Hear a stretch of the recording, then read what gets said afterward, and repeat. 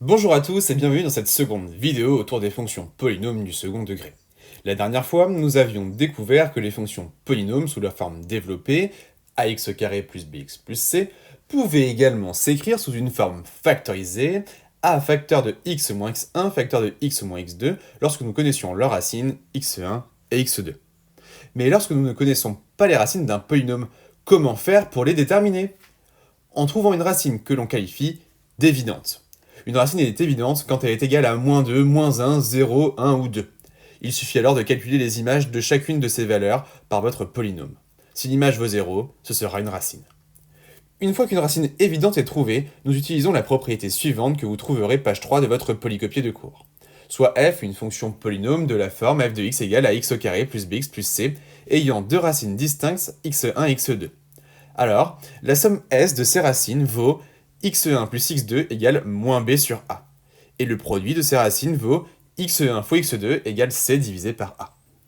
Afin de comprendre cette propriété, je vous propose de faire ensemble l'exemple page 4 de votre polycopier de cours. À vos crayons, c'est parti!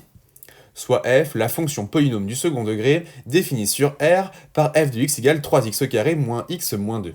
On admet que cette fonction polynôme du second degré admet deux racines réelles distinctes. Déterminez-les. On commence par chercher si f admet une racine dite évidente. Ici, on remarque que f de 1 est égal à 3 fois 1 au carré moins 1 moins 3 qui est égal à 3 moins 3 qui vaut donc 0. Donc 1 est une racine évidente, on notera x1 est égal à 1. Il ne reste maintenant qu'à déterminer x2. Pour cela, nous allons utiliser l'une des deux propriétés énoncées plus tôt. Peu importe laquelle, les deux marchent aussi bien l'une que l'autre. Prenons par exemple le produit.